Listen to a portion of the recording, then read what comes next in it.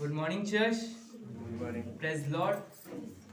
परमेश्वर का ये अद्भुत प्रेम है कि हम सब लोग फिर से इकट्ठा हुए हैं। तो आइए हम सब लोग उसकी अगुवाई में चलेंगे, प्रार्थना करेंगे उससे आगे के समय के लिए।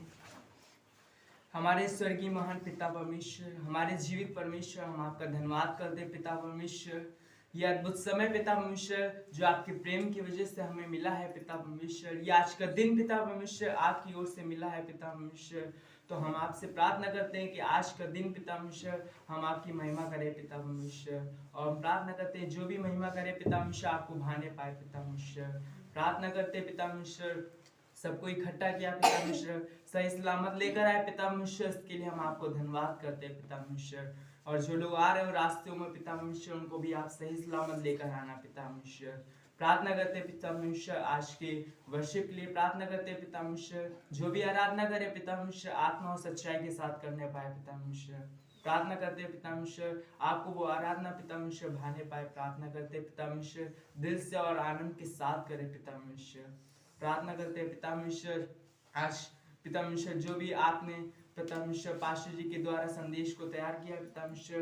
प्रार्थना करते हैं पिता परमेश्वर हमारे आत्मिक कानों को खोलना पिता परमेश्वर, ताकि जो भी पिता परमेश्वर आप देते हो पिता परमेश्वर उसको हम ग्रहण करें पिता परमेश्वर, उसको हम सुनने पाए पिता परमेश्वर। ऐसे हम प्रार्थना करते हैं, हम ध्यान से सुनने पाए ऐसे हम प्रार्थना करते हैं। हमारे मन को पिता परमेश्वर एक जगह एकत्रित करना पिता परमेश्वर, आपकी ओर लगाना पिता परमेश्वर। ऐसे हम प्रार्थना करते हैं। प्रार्थना करते हैं पिता परमेश्वर जो भी छोटी छोटी चीज़ों में डिस्टर्बेंस होता है, प्रार्थना करते हैं पिता परमेश्वर कि ना होने पाए। से हम प्रार्थना करते हैं शांति से पिता परमेश्वर आपके सारी चीज़ों को करें पिता परमेश्वर। आगे का समय पिता परमेश्वर हम आपके हाथों में देते हैं, आगे की अगुवाई पिता परमेश्वर हम आपसे मांगते हैं पिता परमेश्वर। सारी बातों को हम आपके हाथों में देते हैं प्रभु यीशु मसीह के नाम से मांगते हैं। सभी लोगों को जय मसीह की। आइए हम परमेश्वर की आराधना करेंगे और कुछ गीतों को गाएंगे। मेरा यीशु है कमाल का, मेरा यीशु है कमाल का, उसके जैसा कोई नहीं, उसके जैसा कोई नहीं। मेरा यीशु है कमाल का, मेरा यीशु है कमाल का, उसके जैसा कोई नहीं, उसके जैसा कोई नहीं। मेरी पानी को प्यास बुझाता, मेरी रोटी को भूख मिटाता, मेरी पानी को प्यास बुझाता, मेरी रोटी को भूख मिटाता, मेरी पानी को प्यास बुझाता, मेरी रोटी को भूख मिटाता। कोई जीवन जल है यारो, कोई जीवन रोटी, मेरा यीशु है कमाल का, मेरा यीशु है कमाल का, उसके जैसा कोई नहीं, उसके जैसा कोई नहीं। बिना सहारे पानी पे चलता, तूफानों को भी शांत कराता, बिना सहारे पानी पे चलता, तूफानों को भी शांत कराता, बिना सहारे पानी पे चलता, तूफानों को भी शांत कराता। आधी उसका चेहरा मारे, तूफान को जाए, मेरा यीशु है कमाल का, मेरा यीशु है कमाल का, उसके जैसा कोई नहीं, उसके जैसा कोई नहीं। मेरे लिए वो मारा गया, मेरे लिए वो सूली उठाया, मेरे लिए वो मारा गया, मेरे लिए वो सूली उठाया, मेरे लिए वो मारा गया, मेरे लिए वो सूली उठाया। इस दर्द में फिर जिंदा होकर मौत को उसने हराया, मेरा यीशु है कमाल का, मेरा यीशु है कमाल का, उसके जैसा कोई नहीं, उसके जैसा कोई नहीं।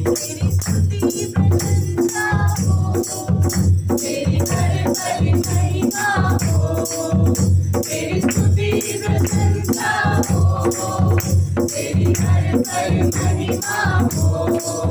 तू अवर्णित है, तू सुंदर है, मेरा पहला पहला प्यार है। तू अवर्णित है, तू सुंदर है, मेरा पहला पहला प्यार है। तेरी स्तुति प्रशंसा हो, तेरी हर पल महिमा हो, तेरी स्तुति प्रशंसा हो, तेरी हर पल महिमा हो।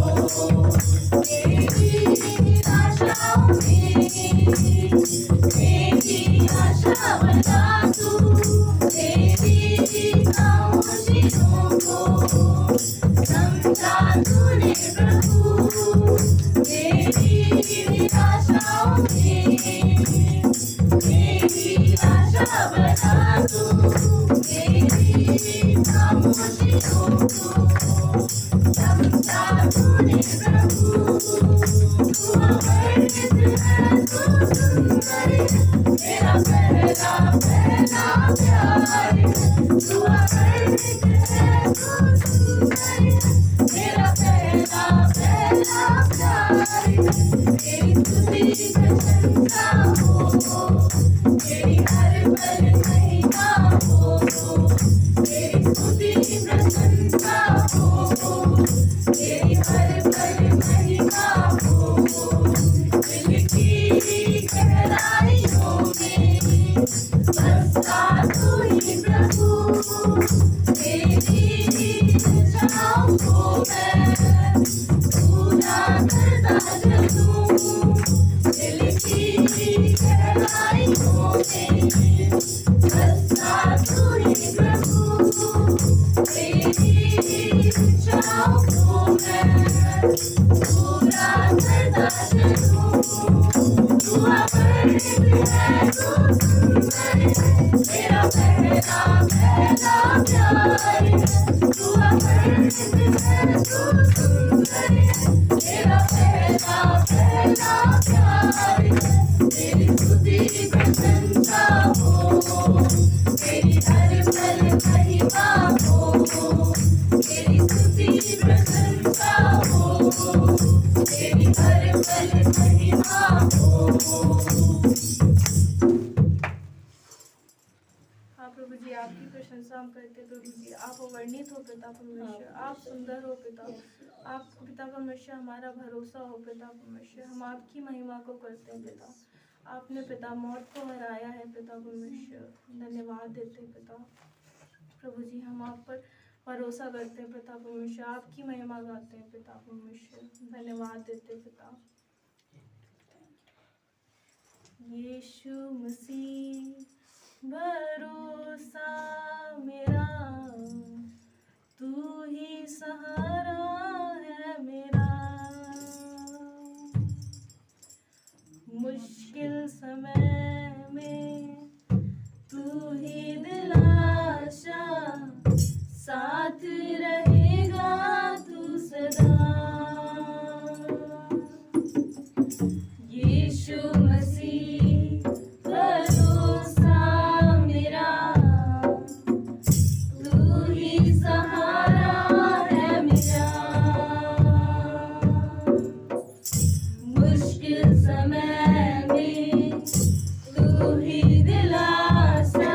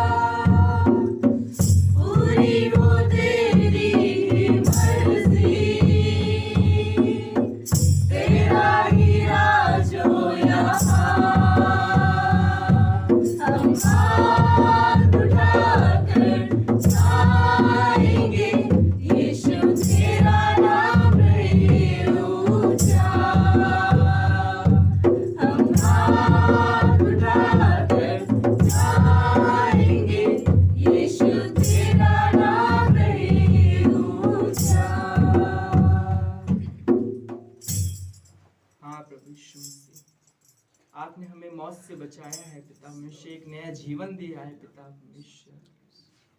आप आदर और महिमा के योग्य हो पिता परमेश्वर, इसलिए हम आपको आदर देते हैं, महिमा देते हैं पिता परमेश्वर। आपने हमें बचाया है पिता परमेश्वर।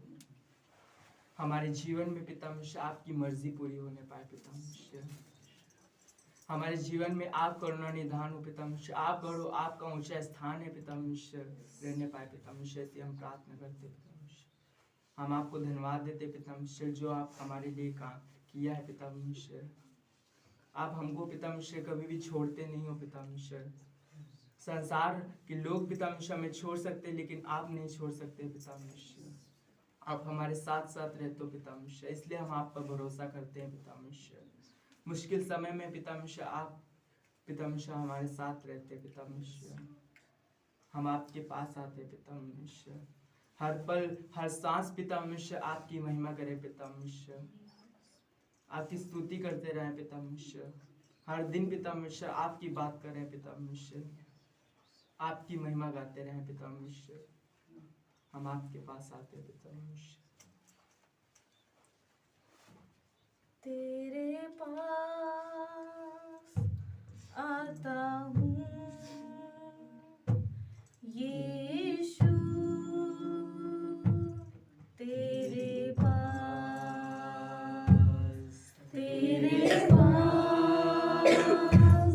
आता हूँ यीशु, तेरे पास हर पल मेरी हर सांस तेरी स्तुति करती रहे। हर दिन मेरी हर बात तेरी महिमा गाती रहे। हर पल मेरी हर सांस तेरी स्तुति करती रहे। हर दिन मेरी हर बात तेरी महिमा गाती रहे। यीशुआ,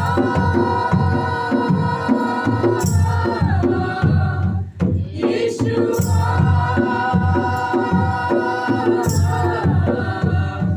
यीशुआ,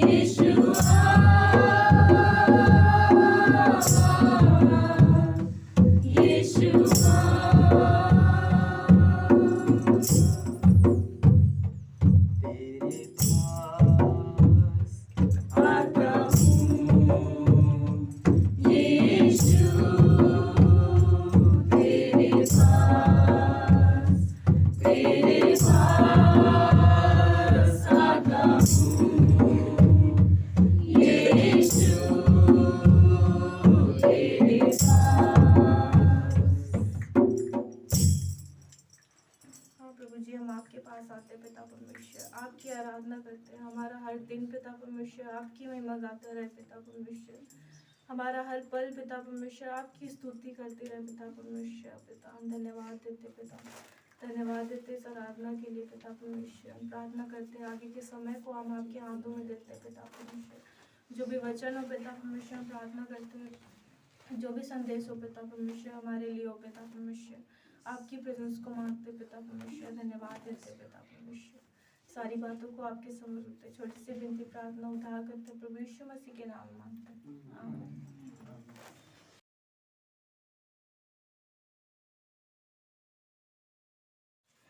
मेरी हर धड़कन पे तेरा ही नाम हो, हर सांस की हो तू वजह। मेरी हर सुबह की तू शुरुआत हो,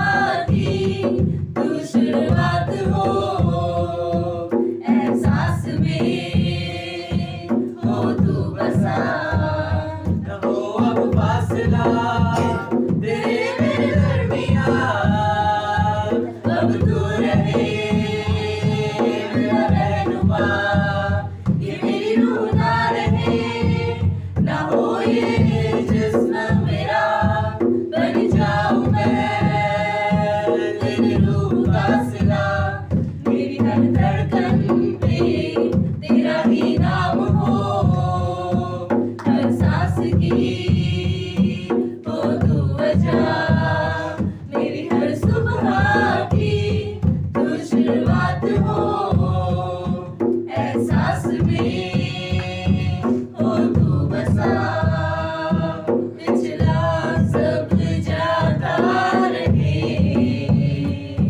तुझ में नया मैं बनूं, हुजूरी हो तेरी मुझ में,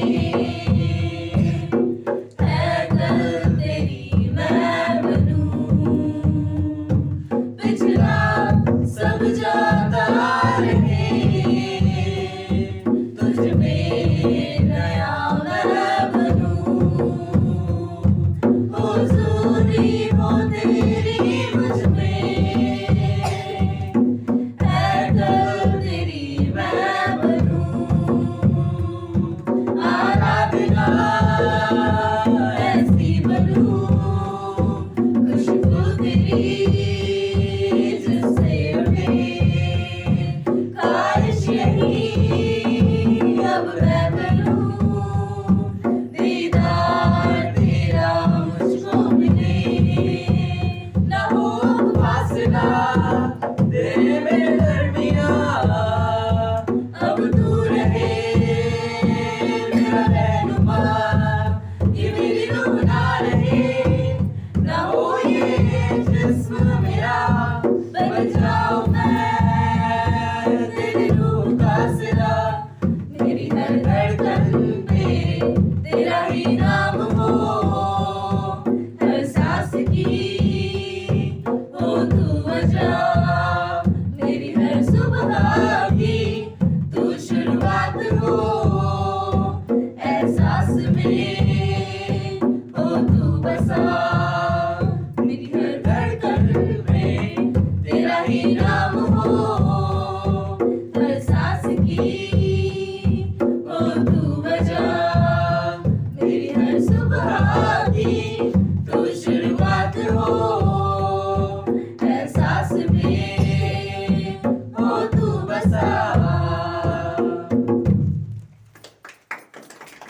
तो अच्छी आराधना थी, हम लोगों ने अच्छी वर्षिप की। परमेश्वर का धन्यवाद हो अच्छी टीम के लिए, और आप सबका भी जो इतनी ठंड में ना, इतनी सर्दी में आप यहाँ हैं। आज सीजन का सबसे ज़्यादा ठंडा दिन ऐसा लग रहा है। अगर धूप निकल आएगी तो अलग बात। निकल गई? वाह, अच्छी बात। अच्छा, निकलेगी मतलब ऐसा लग रहा है। हाँ, धुंध बहुत ज़्यादा। ठीक है, हम लोग रोमियो का छठा अध्याय 1 से 4 देखेंगे, और नीति वचन का 5 अध्याय वचन 21 देखेंगे। ठीक है, रोमियो का 6 अध्याय और वचन 1 से 4। तो दिलीप भैया पढ़ेंगे आके इधर।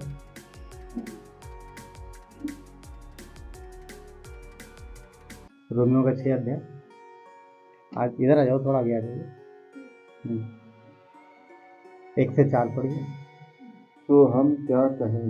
क्या हम पाप करते रहें कि अनुग्रह बहुत हो? कदापि नहीं। हम सब पाप के गिरे मर गए, तो फिर आगे को उसमें सोचकर जीवन बिताएं।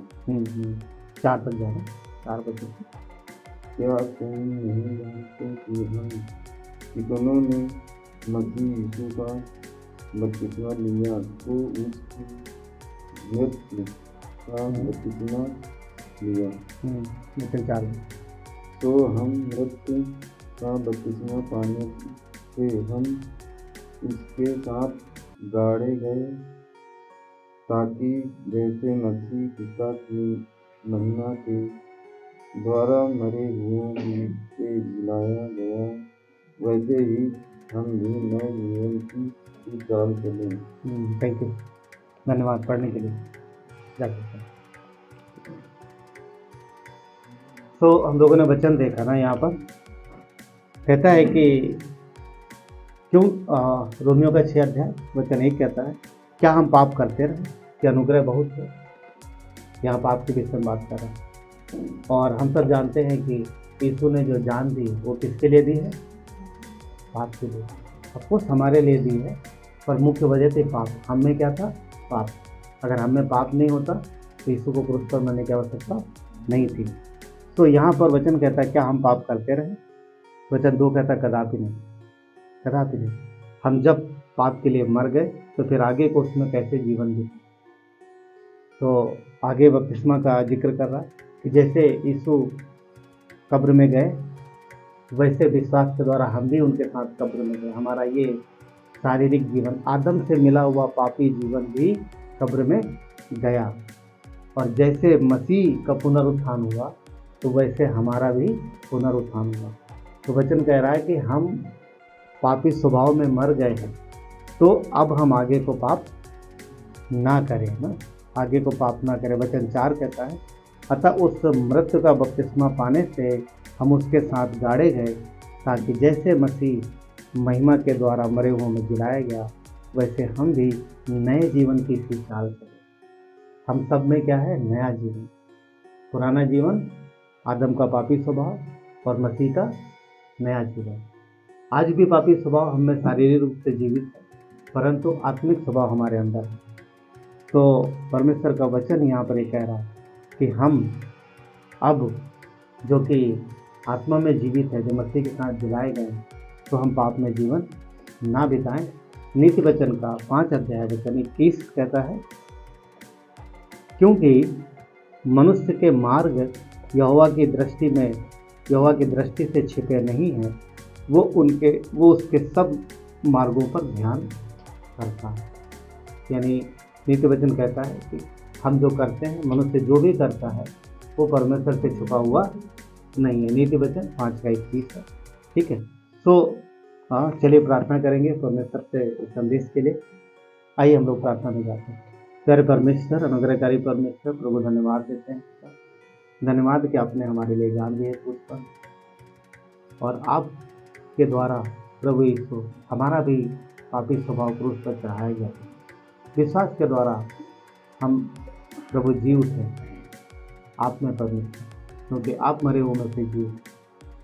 आज जो हमारा जीवन है प्रभु वो नया जीवन है।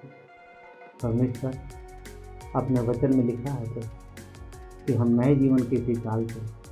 धन्यवाद परमेश्वर कि आप हमें अनुग्रह देते हो, हमें संभालते हो। जब हम गिरते हैं तो आप हमें उठाते हो। और प्रभु यीशु, और जब हम माफ़ी मांगते, क्षमा मांगते, तो आप हमें माफ़ करते, क्योंकि हम आपके संतान हैं। परमेश्वर धन्यवाद देते हैं प्रभु यीशु। आज के इस समय को आपके हाथों में सौंपते हैं। हम सब आपकी ओर देखते हैं परमेश्वर, क्योंकि हम आपके लोग हैं प्रभु, हम आपके देह हैं परमेश्वर। प्रभु आज हम अपने हृदय को खोलते हैं ताकि आपसे रिसीव कर सकें वो बातें जो आप हमें बताना चाहते हैं, वो सब कुछ जो आप हमें देना चाहते हैं। धन्यवाद प्रभु। फिर हम प्रार्थना करते हैं कि हमें हमारे प्राणों से परमेश्वर प्रभु बुराई के लिए छुटकारा परमेश्वर प्रभु मिले। पिता हम सब के लिए प्रार्थना करते हैं प्रभु, क्योंकि आप बुराई के लिए मर गए। धन्यवाद प्रभु, धन्यवाद देते हैं। आपके अनुग्रह से प्रभु हम खड़े हैं, आपकी महिमा होती है। धन्यवाद देते यीशु नासरी के नाम। आमीन।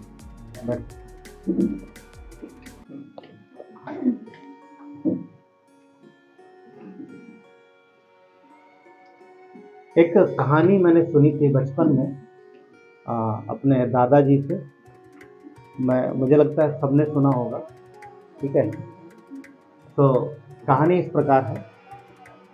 एक आदमी गांव में रहता था। उसको छोटी मोटी चोरियां करने की आदत थी, चोरी करने की आदत थी। तो वो किसी के खेत से, किसी के बगीचे से कुछ ना कुछ चुराता रहता। तो एक दिन वो अपने इसी इरादे से निकला, चोरी के इरादे से निकला वो। और उसका बेटा था, वो करीब 12-13 साल का। उसको भी साथ लेके गया और अपने बेटे को बोला कि मैं उस खेत में जा रहा हूँ, कुछ तोड़ के लाना है मुझे कुछ, और देखते रहना कि खेत का कोई जो रखवाली करने वाला अगर आसपास में दिखाई दे या तुझे आता हुआ दिखाई दे तो मुझे धीरे से आवाज़ दे दे। तो उसने बोला ठीक, और वो खेत के अंदर गया और वो कुछ ढूंढ रहा, कुछ देख रहा है, तुझे जो उसे चाहिए कुछ, जो उसे चाहिए था फल वो ढूंढ रहा है। तब तक उसके बेटे ने आवाज़ दे दी, डैडी डैडी डैडी इधर आओ, क्या हुआ, जल्दी आओ जल्दी आओ। वो भाग के आया, क्या हुआ, इधर उधर देखा, तो क्यों आवाज़ दी, कोई तो नहीं है, हाँ कोई भी नहीं है, क्यों बेकार में बुलाया, कौन देख रहा, कोई नहीं देख रहा। नहीं, उसका बेटा बोलता नहीं देख रहा है, तो कहाँ कोई नहीं है, चारों तरफ ऊपर है। बोलता ऊपर पर वो देख रहा है, परमेश्वर देख रहा है, ऊपर परमेश्वर, उसका बेटा हो गया। उस दिन उसको समझ में आ गया कि ये गलत। तो उसको लग रहा था कि कोई नहीं देख रहा, पर परमेश्वर देख रहा। ज्यादातर ध्यान क्या होता है, मनुष्यों पर होता है कि कोई इंसान तो नहीं देख रहा, पर इंसान से पहले परमेश्वर देखता है। वही नीति वचन कहता है कि परमेश्वर जो है मनुष्य के सारे मार्गों को जानता है, सारे मार्गों को जानता है, क्योंकि मनुष्य जो है वो बाहर का देखता है। बाहर क्या कुछ है, कोई है जो देख रहा, नहीं कोई नहीं देख रहा। तो परमेश्वर अंदर का देखता है, परमेश्वर अंदर का देखता है। तभी यिर्मयाह 32:19 कहता है, परमेश्वर की दृष्टि मनुष्य के सारे चाल चलन पर लगी है। परमेश्वर की जो दृष्टि है मनुष्य के सारे चाल चलन पर, हम कैसे कहाँ रहते हैं, किस तरीके से व्यवहार करते हैं, किसके साथ हमारा उठना बैठना है, कौन कौन सी चीज़ें हम करते हैं, सब परमेश्वर देखता है, सब परमेश्वर देखता है। क्यों? क्योंकि हम उसकी नज़र के सामने हैं। क्या उसने वचन नहीं कहा कि मैंने तुम्हारा चित्र अपनी हथेली पर बनाया? हथेली क्यों बोला? सोचने वाली बात। दिल में हम उसके हैं, पर हथेली बोला क्यों? क्योंकि हाथ हमारे सामने रहे, नज़र के सामने रहे। तो ये कितनी अच्छी बात है हमारे लिए कि हम जो मसीह के लोग हैं परमेश्वर के सामने रहे, परमेश्वर के सामने रहे। परंतु फिर भी कई बार पता है, कई बार विश्वासियों का देखना जो है बाहरी रूप से होता है। जैसे ये व्यक्ति क्या देख रहा था, कोई आ तो नहीं रहा, कोई देख तो नहीं रहा। किसको देख रहा था? आसपास के लोगों को। कई बार हमारा देखना इस प्रकार का हो जाता है कि हम बाहरी तौर पे देखते हैं, परंतु परमेश्वर जो है अंदरूनी तौर पे देखता है। और बाहरी जब हम देखते हैं तो हम क्या देखते हैं कि कोई देख रहा है, नहीं देख रहा। और कई बार इंसान काफ़ी संतुष्ट हो जाता है जब उसे कोई नहीं देखता, कोई नहीं देखता, ये सोच के रिलैक्स हो जाता, अभी तो किसी ने नहीं देखा। मैं बिलीव करता हूँ विश्वासी उस तरीके से ज़्यादा नहीं करते हैं। हाँ, पूरी तरीके से कह भी नहीं सकते क्योंकि सबका पर्सनल जीवन है, ये परमेश्वर जानता है। परंतु गुप्त से गुप्त बात जो एकांत में भी की जाए वो भी परमेश्वर की नज़र से छिपी हुई नहीं रहती। आपको पता है उत्पत्ति के 4 अध्याय में कैन ने जब अपने भाई हाबिल को मारा तो उसे लगा किसी ने नहीं देखा, किसी ने नहीं देखा, एकदम रिलैक्स था। क्यों? क्योंकि उस समय ज़्यादा पॉपुलेशन था नहीं और उसने उसको अकेले में मारा। उसे लगा कि मर गया है ये और ये दोष मेरे ऊपर नहीं आएगा, यही समझेंगे कोई जंगली जानवर खा गया या कुछ हो गया, पर मैं बच जाऊंगा, मुझे किसी ने नहीं देखा। रिलैक्स था और मन में खुश था। क्यों? क्योंकि हाबिल के प्रति उसके अंदर क्या थी? जलन थी, ईर्ष्या थी, और उसको मार के अपना बदला लेके बहुत आनंदित था, खुश था। मगर वो भी भूल गया था एक बात कि आसपास तो कोई नहीं देखा है, किसी ने नहीं देखा, मगर परमेश्वर ऊपर से देख रहा है। ये बात उसको, ये बात वो भूल गया, ये बात उसको ध्यान नहीं रही। और हम देखते हैं कि जब परमेश्वर ने देखा है तो रिलैक्स है, एंजॉय कर रहा, आनंद से है, ये किसी ने नहीं देखा। तब परमेश्वर आया। और परमेश्वर भी कई बार आप पढ़ोगे वचन तो बड़ा अच्छा, ऐसा लगता है जैसे परमेश्वर हमसे इंसानों के जैसे बात कर रहा है। हाबिल से उसने क्या पूछा? तेरा भाई पहला सवाल परमेश्वर का, तेरा भाई कहाँ है? हाबिल को ऐसा लगा जैसे इसको भी नहीं पता, इसको भी नहीं पता मेरा भाई कहाँ है। वो बोलते मुझे नहीं मालूम। ये लिखा है ना, जब परमेश्वर ने बोला तेरा भाई कहाँ है, तो उसने समझा शायद इसको भी नहीं पता। उसने बोला मुझे नहीं पता, मुझे नहीं पता। हाँ, कैसे इंसान जैसे बात करते हैं ना, ये चीज़ कहाँ रखी, चाहे छुपाई उसी ने, हमें नहीं मालूम कहाँ रखी। तो कैन इस तरीके से बात कर रहा, जैसे परमेश्वर को भी नहीं पता। परमेश्वर ने देखा है हमसे भी यही बात कर, छुपा रहा हमसे भी, हाँ जैसे हमको भी नहीं पता। अगले सवाल में परमेश्वर ने बोला तेरे भाई हाबिल का लहू, बोला नहीं, बोला तूने क्या किया, तूने ये क्या किया है, तेरे भाई हाबिल का खून दुहाई देगा। अब वो एकदम चुप हो गया, यहाँ फंस गया मैं। मुझे लग रहा किसी ने नहीं देखा, पर परमेश्वर ने, है ना। देख रहे परमेश्वर की बातचीत कैसे होती। पहले ऐसे पूछा जैसे उसका पिता पूछ रहा है, कोई पूछ रहा ना, बहाना मारा। सब ऐसे करते, जब तक चीज़ें खुल के नहीं आती तब तक बहाना देते। पर परमेश्वर से कुछ भी नहीं छुपता। उसने बोला तेरा भाई कहाँ, तेरा भाई कहाँ। मनुष्य जो भी करता है सब परमेश्वर के सामने। नीति वचन क्या कहता है, जो भी काम करते हैं वो सब परमेश्वर के सामने। आज हम किस विषय पर बात कर रहे हैं, वो ये है कि अनुग्रह जो परमेश्वर ने हमें दिया है वो हमें मौका देता है कि हम खराई से जीवन जिएं। अफकोर्स हम में से कोई भी परफेक्ट नहीं है, हम बार बार गिरते हैं, गलतियां करते हैं, परंतु परमेश्वर हमें मौका देता है कि हम उठें और विश्वासयोग्यता से चलें। कल मैं पास्टर स्टीवन का मैसेज सुना, उन्होंने बोला कि हम मसीह के साथ कब्र में गए और जीवित हैं। अब हमारे पास नया जीवन, अब हम में कोई दोष नहीं। क्यों? क्योंकि हमारा ये नया जीवन। तो हम दोष रहित जीवन जिए, हम दोष रहित जीवन जीते हैं। क्यों? अब हम पे कोई दोष नहीं लगा सकता। क्यों नहीं लगा सकता? क्योंकि मसीह के लहू से हम पूरी तरीके से साफ किए गए, पवित्र किए गए। तो यहाँ पर हम क्या देखते हैं कि कैन ने, हम सब जानते हैं कैन ने झूठ बोला, मगर जब उसकी चोरी पकड़ी गई चुपचाप सावधान खड़ा हो गया।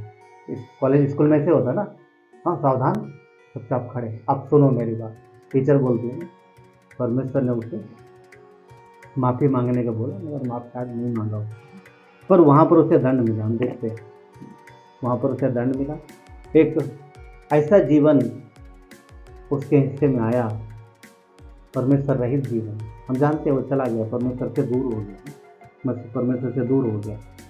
तो परमेश्वर ने हमें मसीह में आशीष दी, मसीह में आशीष दी। क्या सबसे गलतियाँ होती हैं? एक बार कहीं पर सभा हो रही थी, तो पास्टर ने बोला हम सब ने पाप किया। बहुत सारे लोग थे, और जिसने पाप ना किया हाथ खड़ा करो।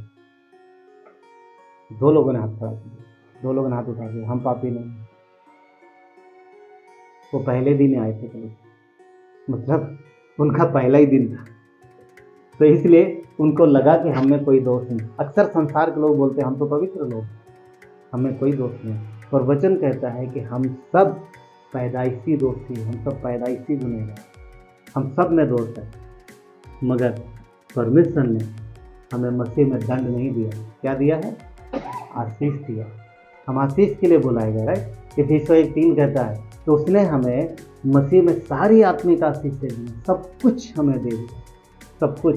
कुलस्सियों कहता है कि परमेश्वर ने उसमें सारी चीज़ें बनाई हैं, मसीह में सारी चीज़ें बनाई, सब कुछ उसी में स्थापित किया। और उसने मसीह को किसको दे दिया? कलीसिया को दे दिया। सब कुछ मसीह को दिया, और मसीह को किसको दिया? है ना। ऐसे हो जाए कि एक छोटा बच्चा कोई आओ इधर मेरे पास, नहीं वो तुम आओ, यस, और क्या नाम, स्नेहल तुम आओ। जैसे हाँ, इनके परिवार में अभी तो शायद दादाजी नहीं है, अगर हाँ जो भी होता, मतलब जो भी परिवार में सारी संपत्ति इनको दे दी जाए, सब इसके नाम कर दिया जाए, सुन रहे? हाँ, तुम्हारे नाम में कुछ तो नहीं, सब इसके नाम कर दिया, खूब सारा धनवाद, खूब सब कुछ इसको दे दिया, और इसके बाद इसको किसी और को दे दिया, अब ये तुम्हारा है, जाओ, थैंक यू। तो समझ में आया, सब कुछ इस बच्चे के नाम है, और ये बच्चा जिसको दिया जाएगा सब कुछ उसका हो जाएगा। तो परमेश्वर ने सब कुछ मसीह को दिया, और यीशु मसीह को कलीसिया को दिया, और कलीसिया में कौन है? हम उसके देह हैं। तो सब कुछ हमारे पास, सब कुछ। वचन कहता है जगत की उत्पत्ति से पहले उसने हमें चुना। इसी 4 जगत की उत्पत्ति से पहले हमें उसने चुना। तो वो इसलिए, और क्यों चुना है? क्यों चुना? ताकि हम खराई से परमेश्वर के पीछे, जब हम गिरते हैं, जब हम गुनाह करते हैं, परमेश्वर हम माफ़ी मांगते हैं, हमें क्षमा करता है। वो इसलिए नहीं क्षमा करता कि हम दोबारा पाप करें या दोबारा गलती करें। वो इसलिए करता है, हमें क्षमा करता है कि हम उठें और फिर से चलें विश्वास के विचार। इसलिए हमें माफ़ी मिलती है, इसलिए हमें क्षमा किया जाता है कि हमने जो गलती की परमेश्वर से क्षमा मांगे और उठें और फिर से विश्वास योग्यता के साथ। इसलिए परमेश्वर हमें माफ़ करता है, इसलिए हमें क्षमा करता है। भजन संहिता 41:12 कहता है, तो वो मुझे संभालता है, तो मुझे संभालता है। क्यों संभालता है? ताकि हम खराई से उसके साथ चलें। कहता है मुझे तो तू खराई से संभालता है और सर्वदा के लिए अपने सम्मुख स्थिर करता है। परमेश्वर हमें खराई से संभालता है। खराई से मतलब परमेश्वर विश्वास योग्य है, वो विश्वास योग्यता से हमें संभालता है। पर हम कई बार विश्वास योग्य नहीं, हम लोग गिरते हैं, हम कमज़ोर हैं, हम मनुष्य कमज़ोर हैं। मगर ये हमारा जो गिरना है ये इसलिए नहीं है कि हम बार बार गिरें। हमने रोमियो में क्या पढ़ा? क्या वचन कहता है? क्या हम पाप करते रहें कि अनुग्रह बहुत है? यानी कि हम बुराई पे बुराई करें ताकि परमेश्वर हमें बार बार माफ़ करे, अनुग्रह दे और माफ़ करे? नहीं, इसलिए हमें अनुग्रह मिलता है कि हम दोबारा से वो गलती ना दोहराएं। अगर फिर गिरते हैं तो परमेश्वर फिर माफ़ करता है ताकि हम संभलें। बचपन में बच्चे जब चलना सीखते तो कैसे चलते हैं? सबको पता है, बार बार गिरते हैं। एक ही बार में थोड़ी दौड़ने लग जाते हैं। हाँ, एक ही पहला कदम उठाया, चलो रेस में भाग लेंगे, है ना? ऐसा कोई बच्चा नहीं। जानवरों के बच्चों को, हाँ, उनको भी टाइम लगता है, हालांकि वो चलने लग जाते हैं तुरंत। मगर हाँ, हमारे बच्चे जब पहला कदम, छोटे छोटे कदम लेते हैं, गिरते हैं, फिर खड़े होते हैं, फिर गिरते, फिर खड़े होते हैं, फिर चलते। तो परमेश्वर हमें वैसे ही करता है। अगर हम गिरे तो हमें उठाता है। क्यों उठाता है? ताकि हम चलें, और फिर गिरते हैं तो फिर उठाता है ताकि थोड़ा और चले, और फिर चलते चलते हम चलना सीख जाए। ये विश्वासी जीवन, ये परमेश्वर का है, और ये हमारे साथ वो करता है। कैन खराई से नहीं चला और वो आशीषों से बाहर हो गया, परंतु परमेश्वर का वचन हमें खराई से चलना सिखाता है। और जब हम उसे थाम के रखते हैं, जब हम वचन के अनुसार अपने जीवन पकड़ रखते हैं, उसके अनुसार चलते हैं, हाँ, दृढ़ता से थामे रहते हैं, तो फिर हम परमेश्वर के साथ चलना सीखते हैं, धीरे धीरे चलना सीखते हैं। और परमेश्वर जो है वो चाहता है, वो हमें ये इसलिए अनुग्रह देता है कि हम अपने जीवन में विश्वास बनना सीखें निरंतर, धीरे धीरे। ये जीवन जो हमारे पास है, ये प्रोग्रेस का जीवन, आत्मिक जीवन भी बढ़ता हुआ जीवन है। ऐसा नहीं कि यीशु के साथ जब हमने विश्वास किया तो उसने सारी आत्मिकता हमारे अंदर डाल, नहीं। पवित्र आत्मा हमारे अंदर है, सब विश्वास करते हैं, सबको पता है पवित्र आत्मा आपके अंदर है। हाँ, कब गया निकल के? आया कब? जब उद्धार पाया आया, निकल के कब गया? पुराने नियम में आता था, चला जाता था, आता था, चला जाता। अब आया और हमेशा के लिए निवास करता, जाएगा कभी नहीं। परंतु एक बात है, आएगा और आके बैठा रहेगा। कभी देखा, कभी किसी को आपने अपनी मदद के लिए बुलाया, उदाहरण तौर पे आपके घर वो आ गया पर चुपचाप कुर्सी पर बैठा, कुछ नहीं कर रहा, चुपचाप बैठा, कुछ नहीं कर रहा। कैसा हो सकता है? कुछ लोग करते भी होंगे शायद, गए मदद के लिए, चुपचाप बैठे रहे, ऐसा अच्छा नहीं। तो अगर चुपचाप बैठा है तो उसका आने का क्या मतलब? कोई मतलब है? मदद तो कुछ किया नहीं। हाँ, मगर समझो बात को। तो मैं क्यों बता रहा हूँ, उदाहरण दे रहा हूँ कि कई बार पवित्र आत्मा हमारे अंदर आता है और वो चुपचाप बैठा रहता है। क्यों? क्योंकि हम उसको काम नहीं बताते, हमें काम बताना पड़ेगा। अरे भाई, किसी को बुलाया घर में मदद के लिए, वो बैठा तो उसको काम बताएंगे। हाँ, बताने के बाद ना करे उसकी गलती। तो कहने मतलब ये है पवित्र आत्मा हमारे अंदर है, कई बार सालों साल हो जाएगा, आपको पता ही नहीं चलेगा कि पवित्र आत्मा आपके अंदर है। क्यों? क्योंकि हमने कभी उसे इजाज़त नहीं दी, कभी परमिशन नहीं दी कि वो हमारे अंदर आए और काम करे। और ये तब होता है, देखिए पवित्र आत्मा तब हमारे अंदर काम करेगा जब हम उस पर निर्भर होंगे, यानी जब हम परमेश्वर पर निर्भर होंगे और वचन के अनुसार अपने जीवन में काम करना शुरू करेंगे, आदत डालेंगे, तब पवित्र आत्मा हमारी मदद करता है, तब मदद करता है। और धीरे धीरे जब हम ऐसे अपने जीवन में छोटी छोटी चीज़ों को सुधारते हैं।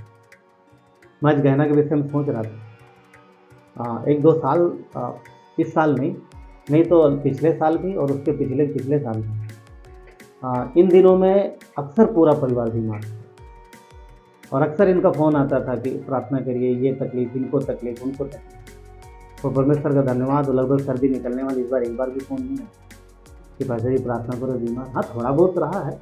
और ये इसकी वजह पता क्या है? क्योंकि इन्होंने कुछ चीज़ें समझी हैं कि मुझे दूसरे को करेक्ट नहीं करना, पहले मुझे संभालना, अपने आप को संभालना। इन्होंने खुद की ओर देखा कि मेरा जीवन कैसा, मुझे अपनी चाल ठीक करनी है, और वो इन्होंने कोशिश की। और जब हम ये ठीक करते हैं, अपनी चाल ठीक करते हैं परमेश्वर के साथ, तो परमेश्वर हमारे अंदर काम करता है और वो बाहर दिखता है। तभी कहता है नीति वचन का 26 का 11 का ए पार्ट कहता है, मैं तो खराई से चलता रहूँगा, मैं परमेश्वर के साथ खराई से चलूँगा, विश्वास। कई बार पता क्या होता है, हमारी आदत होती है कि हम दूसरे को उंगली उठाते हैं, तुम्हारी वजह से, तुम्हारी वजह से, तुम्हारी वजह से। वो सब नहीं है, दोष लगाना हमारा काम नहीं है। भजन संहिता 26:11, नीति वचन बोला मैंने नहीं, भजन संहिता 26:11 का ए पार्ट। तो यहाँ कहता है कि खराई से चलता रहूँगा, और यहाँ जो खराई शब्द है इब्रू में, मतलब इब्रानी में, उसका मतलब है कि पूरी ईमानदारी, पूर्ण ईमानदारी या संपूर्णता। संपूर्णता मतलब कि जैसे बोलते ना कि हमने पूरे दिल से उसकी सेवा की, कोई किसी को बोलते ना कभी कि मैंने पूरे दिल से इनकी सेवा की, तो संपूर्णता, पूरे मन से या ईमानदारी। यहाँ पर जो शब्द है खराई से चलना, यानी ईमानदारी से चलना। परमेश्वर जब हमें बुलाता है तब ये उसका अनुग्रह है, जब उसने हमें बुलाया तो उसका अनुग्रह है, और हमें इसलिए बुलाया है कि हम खराई से उसके साथ चलें। और यही हमारा जीवन है एक्चुअली में, हम इसीलिए बुलाए। अय्यूब का 23 अध्याय वचन 11 और 12 में अय्यूब कहता है, इस प्रकार कहता है कि मेरे पैर उसके मार्गों में स्थिर है। अय्यूब कहता है, अय्यूब का किताब पढ़ी सबने पढ़ी ना। अय्यूब कहता है कि मेरे पैर उसके मार्गों में स्थिर है। सबको पता है अय्यूब के जीवन में बहुत तकलीफ आई, थोड़ी नहीं आई। अय्यूब के जैसी तकलीफ मुझे नहीं लगता दोबारा किसी को मिली होगी उस तरीके की। कहता है कि मेरे पैर उसके मार्गों में स्थिर रहे और मैं उसी का मार्ग बिना मुड़े थामे रहा। तक मैं इधर उधर नहीं गया, जो भी हुआ मेरे जीवन में, फिर भी मैंने उसके मार्ग को, यानी उसकी खराई को वो पकड़े रहा। उसने छोड़ा नहीं, अपने विश्वास को छोड़ा नहीं, विश्वास में बना रहा। सारे कष्ट सहे, सारे तकलीफें सही, उसका पूरा परिवार मर गया, उसका पूरा बिजनेस उजड़ गया, उसके पत्नी छोड़ के सब खत्म हो गया, मगर फिर भी वो अपने विश्वास से नहीं मुकरा। वचन 12 कहता है उसकी आज्ञा का पालन करने से मैं ना हटा, और मैंने उसके वचन अपनी इच्छा से कहीं अधिक काम के जान के सुरक्षित रखे। क्या कह रहा कि परमेश्वर के जो वचन हैं उनको मैंने अपनी इच्छा से ज़्यादा अधिक महत्वपूर्ण रखा। इच्छा समझ रहा ना, सबको पता है ना, ठंडी ज़्यादा जाने का मन नहीं था, ये हमारी इच्छा। और जो इच्छा पे चले वो आज घर में अभी भी नहीं आए, मतलब मैं नहीं कर रहा हूँ, हो सकता किसी और कारण से, पर उदाहरण दे रहा हूँ। ये मन है ना, इच्छा है ना, बहुत कुछ करता है, आज ये करूँ, मैं कल करूँ, ये करूँ, मैं परसों वो करूँ। तो अय्यूब कह रहा है कि अगर उसके जीवन में कुछ इच्छा आई भी, उसके हृदय में कुछ आया भी करने का, अगर वो परमेश्वर के वचन के अनुसार नहीं है, तो बोला मैंने उस इच्छा को छोड़ दिया, मैंने इस इच्छा को त्याग दिया। वचन के अनुसार नहीं है, परमेश्वर के अगेंस्ट में जा रही वो मेरी इच्छा, तो मैंने उस इच्छा को छोड़ दिया है, पर वचन को पकड़ के रखा, परमेश्वर के वचन को सुरक्षित रखा। और अय्यूब कहता है कि मैं खराई से मैंने जीवन बिताया, मैंने ध्यान रखा। अय्यूब कह रहा है कि मैंने ध्यान रखा है कि मैंने कैसी चाल चली, कैसा जीवन किया। देखो परमेश्वर चुनता है किसी न किसी को। अय्यूब को चुना कि उसके द्वारा आने वाली पीढ़ी उदाहरण सीखे, उसके द्वारा इंकरेज उत्साहित है, लोगों को चुनता है। पर कई बार सब लोग ऐसे नहीं चल पाते। परमेश्वर के वचन में बहुत सारे उदाहरण मिलते हैं जो परमेश्वर के द्वारा चुने गए लोग पर ईमानदारी से नहीं चले और जिनके वजह से परमेश्वर कई बार दुखी भी हुआ। और जिसमें से एक नाम आता है, बहुत फेमस है, वह राजा साउल। 16 अध्याय का वचन 1 में कहता है, परमेश्वर कहता है, पहला शमूएल 16 अध्याय वचन 1 में कहता है कि मैं साउल को चुनने से राजा, मैंने साउल को राजा तुच्छ जाना है, राजा बना के तुच्छ जाना है, राज करने के लिए तुच्छ जाना है। परमेश्वर बोलता है कि मैंने उसे तुच्छ जाना है। क्यों तुच्छ जाना है? क्योंकि साउल भी अपनी मन के अनुसार जा रहा, अपनी मर्जी के अनुसार जा रहा। अय्यूब क्या कहता है कि मैंने अपनी इच्छा को परमेश्वर के वचन से ज़्यादा महत्व दिया है, पर ये जो राजा साउल है इसने अपनी इच्छा को महत्व दिया है, परमेश्वर की इच्छा को महत्व नहीं दिया है। और जब ये खराई से नहीं चला है, इसने वो सब काम किए जो उसको अच्छे लगते थे, ना कि उस तरीके से जीवन बिताया जैसा परमेश्वर को पसंद था। तो परमेश्वर ने देखा ये बार बार अपने इच्छानुसार जाता है, बार बार मेरी इच्छा को ठुकरा रहा है और ये ऐसे काम कर रहा है कि जो सही नहीं है, और इसका ये जो उदाहरण पेश कर रहा है ये अच्छा नहीं है। तो परमेश्वर ने बोला ये अच्छा राजा नहीं है, अब ये राजा नहीं रहेगा। और इसी वचन में आगे लिखा है कि शमूएल को जब पता चला इस बात का, एक्चुअली पहले ही बता दिया था परमेश्वर ने, तो शमूएल उसके लिए रो रहा था, उसके लिए विलाप कर रहा था। किसके लिए? साउल के लिए। क्यों? क्योंकि साउल का अभिषेक किसने किया था? शमूएल ने किया था। सब लोगों के सामने उसे राजा बनाया था और शमूएल चाहता था कि अच्छा काम करे, और कुछ दिन वो अच्छा रहा भी, कुछ दिन अच्छा रहा, कुछ साल। उसके बाद वो परमेश्वर की इच्छा से ज़्यादा अपनी इच्छा को महत्व देंगे। पर जब परमेश्वर ने शमूएल को बताया कि इसको मैंने तुच्छ जाना है, अब ये राजा नहीं रहेगा, तब वो रो रहा था। किसके लिए? साउल के लिए रो रहा था, उसके लिए विलाप कर रहा था, साउल के लिए रो रहा था कि प्रभु इसे क्षमा कर, इसे बुद्धि दे, इसे समझ दे। ये तेरा राज्य के लोगों के लिए अगुवाई कर रहा है, ये लोगों का अगुवा बना है, तो इसे समझ दे, इसे मौका दे। और ये प्रार्थना कर रहा है। कौन? शमूएल। काफ़ी दिनों से रो रहा है। तब परमेश्वर उसको बोल रहा है, अरे तो छोड़ना विलाप करना, तो कब तक उसके विषय में प्रार्थना करता रहेगा, कब तक उसके विषय में विनती करता रहेगा? मैंने उसे तुच्छ जाना, अभी बंद कर उसके लिए प्रार्थना कर। शमूएल अच्छा सेवक था, अच्छा दास, अच्छा याजक था, अच्छा नबी था, अच्छा परमेश्वर का सेवक था। जब उसे पता चला कि साउल चुना जा रहा, वो आनंदित हुआ। एक्चुअली में आनंदित क्या हुआ, उस समय भी दुखी हुआ था, क्योंकि इजरायलियों को राजा नहीं मांगना था, मगर उन्होंने मांगा। पर उससे ज़्यादा और दुखी हुआ जब वो सही से नहीं चला, उसके लिए रो रहा था, उसके लिए प्रार्थना कर रहा था। ये सेवक का हृदय पता, जो सेवक है वो अपने लोगों के लिए प्रार्थना करता है। अगर उसके लोग जब उन्नति करते हैं, विश्वास में आगे बढ़ते हैं, तो आनंदित होते हैं, पर जब फेल होते, जब गिरते हैं, तब दुखी होते हैं। और ये दुख परमेश्वर जानता है या फिर वो स्वयं जानता है। कई बार लोगों को पता नहीं चलता। साउल को नहीं पता चला कि शमूएल कितना रो रहा उसको, तो परमेश्वर देख रहा, बोला चुप कर, बस कर। तो एक सेवक है जो अपने लोगों के लिए प्रार्थना करता है, अपने लोगों के लिए परमेश्वर के पास जाता है, उनकी तकलीफों के लिए, उनकी परेशानियों के लिए, और वो परमेश्वर के सामने जाकर ताकि उनका जीवन सुधरे। और हम सब हम भी वही करते हैं आपके लिए। कई बार नहीं पता चलता, मगर करते, परमेश्वर जानते। तो यहाँ पर कह रहा परमेश्वर, बस कर, बहुत हो गया, मैंने चुना साउल को। शमूएल से परमेश्वर बोल रहा है, मैंने चुना साउल को, बस करो, अब मत कर प्रार्थना उसके लिए, तूने नहीं चुना, मैंने चुना। हम सब उसके द्वारा चुने गए, परमेश्वर के द्वारा। जब हम अच्छा जीवन जीते हैं तो परमेश्वर प्रसन्न होता है, और जब हम पाप में जीवन बिताते हैं या बुराई में जीवन बिताते हैं, या हम पीछे की तरफ हटते हैं, तो परमेश्वर दुखी होता है, और वो अगुआ भी जो आपका सेवक, जो परमेश्वर का सेवक, वो भी दुखी होता है। भजन संहिता ये यूहन्ना का 15:16 में परमेश्वर ने बात कही के लिए यीशु ने कि मैंने तुम्हें चुना, तुमने मुझे नहीं चुना। तो साउल को परमेश्वर ने चुना था, हमें आपको परमेश्वर ने चुना है, और इसलिए चुना है।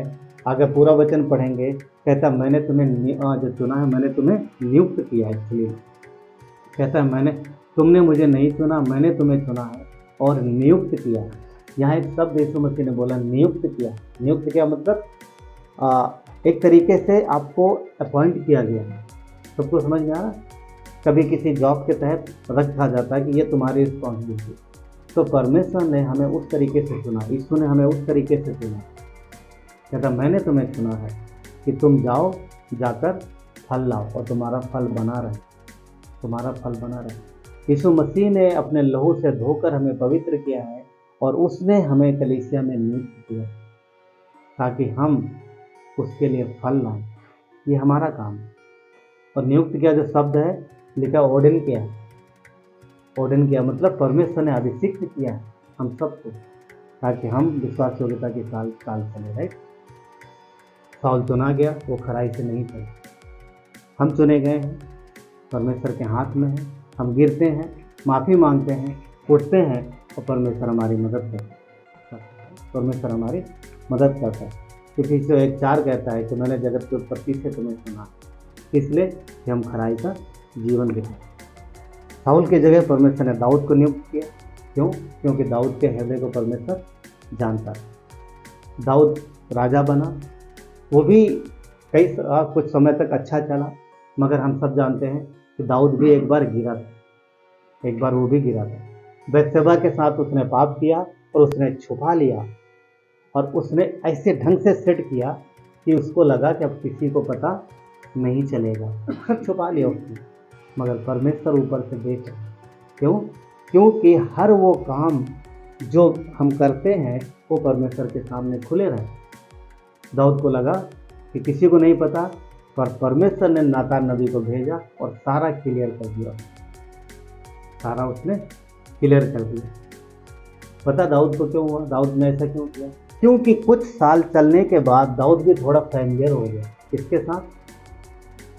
परमेश्वर के साथ। ये बहुत ही कॉमन है, बहुत ही सामान्य बात है कि एक विश्वासी भी परमेश्वर के साथ चलते चलते वचन के साथ फैमिलियर हो जाए, कलीसिया की संगति के साथ फैमिलियर हो जाए, प्रार्थना के साथ फैमिलियर हो जाए। फैमिलियर समझ रहे हैं ना सर? अरे ठीक है, चलता है। ये उस तरीके से होता है जब नई नई रिश्तेदारी होती है तो बड़ा प्रेम दिखाते हैं, पर 2 साल बाद, 2-3 साल में समझ में आ रहा, उसको फैमिलियरिटी बोलते हैं। तो कई बार हाँ, वचन के साथ फैमिलियर होना नॉर्मल सी बात है। दाऊद फैमिलियर हो गया, अरे ठीक है, सब चलता है, और तभी वो पाप में गिरे। फैमिलियर होना ये एक विश्वासी जीवन में एक तरीके से फैमिलियरिटी दुश्मन की तरह है, वो हमें गिरा देती है परमेश्वर के वचन में। पर परमेश्वर ने जब उसे बताया, किसको? नातान नबी के द्वारा जब दाऊद को पता चला, आप यकीन, आप पढ़ोगे पवित्र शास्त्र, वो आखिरी और इकलौती गलती है उसकी। दाऊद को पता चल गया कि परमेश्वर की नज़रों से कुछ नहीं छुपता, मैं कुछ भी छुपा नहीं सकता। उसने माफ़ी मांगी और उसके बाद जीवन में वो कभी गिरा नहीं। क्यों? क्योंकि परमेश्वर को अपने सामने जान के चला, फिर कभी दोबारा नहीं गिरा। तो परमेश्वर ने उसे अनुग्रह दिया, उसे उठाया, ताकि वो अच्छा जीवन जी सके। आज भी हमें अनुग्रह देता है, बार बार देता है, ताकि अगर हम कोई गलती करें तो हमें मौका दे रहा है कि हम सुधरें, ना कि दोबारा उसी गलती में गिरें। कैन ने देखा कोई नहीं देख रहा, तो परमेश्वर ने आवाज़ दी, तूने क्या किया? हाँ, तूने क्या किया? मैंने तो कुछ नहीं किया। नहीं किया है तूने? नहीं, मैंने प्रभु मैंने कुछ नहीं किया। मैंने किया है, तेरे भाई का लहू में दिया, देख आवाज़ दे रहा हूँ। तो परमेश्वर सब देखता है। यिर्मयाह 32:19 कहता है कि तेरी दृष्टि मनुष्य के सारे चाल चलन पर लगी रहती है। वो देखता है हमारे स्वभाव को। सुनिए पूरी बात है। परमेश्वर सिर्फ यही नहीं देखता कि हम क्या गलत कर रहे हैं, परमेश्वर ये भी देखता है कि हम क्या कर रहे हैं, मतलब सब कुछ देखता है। अगर हम अकेले में गुप्त में कुछ चीज़ें करते हैं, परमेश्वर की भलाई, लोगों के लिए भलाई करते हैं या लोगों के लिए प्रार्थना करते हैं और ईमानदारी से जीवन बिताते हैं, कोई तारीफ करे या ना करे, कोई देखे या ना देखे, कोई चार बातें अच्छी आपको बोले ना बोले, परमेश्वर देख रहा और वो हमारी तारीफ, वो आपकी तारीफ है। तो विश्वास योग्य जीवन हम इसलिए नहीं जीते कि लोगों से तारीफ मिले, हम इसलिए जीते हैं क्योंकि हम परमेश्वर के सम्मुख हैं और हम उसके साथ विश्वास योग्य हैं। कोई हमें इसके बदले प्रतिफल दे या ना दे, तो परमेश्वर हमें इसका प्रतिफल दे, वो एक बात। कभी हम यहाँ पर देखते हैं कि दाऊद दोबारा फेल नहीं हुआ, दोबारा फेल नहीं हुआ। नीति वचन क्या कहता है कि सारे मार्गों पे नज़र रखता है। इसीलिए पौलुस ने बोला उसमें रोमियो के 6 अध्याय वचन 1 में, क्या हम पाप करते हैं? बोला नहीं, हम जानबूझ के पाप क्यों करें? क्या इसलिए पाप करें ताकि परमेश्वर हमें बार बार उठाए? नहीं, हम इसलिए विश्वास योग्यता से रहते हैं, इसलिए विश्वास योग्यता से चलते हैं कि परमेश्वर हमें संभाले और हमें हमारे जीवन में उसका प्रतिफल मिले और हमें एक जो परमेश्वर के प्रति जो हमारी विश्वास योग्यता उसके अनुसार हम चलते हैं और धरती पर उस स्वर्ग में हमें आती वो एक बात। ठीक है, चलिए प्रार्थना करें। मेरे परमेश्वर, धन्यवाद देते हैं आपकी करुणा और दया के लिए प्रभु। परमेश्वर, आपने हमारे लिए क्रूस पर जान दिए पिता, आप हमारे लिए प्रभु वो सब कुछ किया है जो हमारे लिए जरूरी है। धन्यवाद परमेश्वर, आपकी महिमा हो, आप हमें अनुग्रह देते हो ताकि हम इस विश्वास के जीवन में और बेहतर तरीके से चल सकें। धन्यवाद परमेश्वर, आपकी सुरक्षा के लिए, आपकी कवरिंग के लिए, आपके उपाय के लिए पिता परमेश्वर, आपके अनुग्रह के लिए धन्यवाद देते प्रभु। हम सब आपके सामने हैं प्रभु, हमारा जीवन आपके सम्मुख है। हम शुद्ध नहीं है प्रभु और हम कंप्लीट नहीं है प्रभु, हम गलती करते हैं। तो धन्यवाद परमेश्वर, क्या आप हमें संभालते हो, आप हमें क्षमा करते हो, आप हमें माफ़ करते हो और हम विश्वास से फिर आगे बढ़ते हैं। धन्यवाद परमेश्वर, आपकी महिमा हो प्रभु। तो यहाँ पर आपके लोग हैं पिता परमेश्वर, हर एक के लिए प्रार्थना करते हैं प्रभु कि आपका अनुग्रह बहुतायत से हम आपके लोगों को संभाले प्रभु और हम सब आप में सिद्ध होते चले जाएं। धन्यवाद देते परमेश्वर, सारा आदर गौरव महिमा आपको देते हैं। धन्यवाद देते आपके प्रेम के लिए, अद्भुत प्रेम के लिए धन्यवाद परमेश्वर, सारा आदर गौरव महिमा आपको देते हैं। प्रार्थना मिलती उद्धार करता है यीशु मसीह के नाम, आमीन।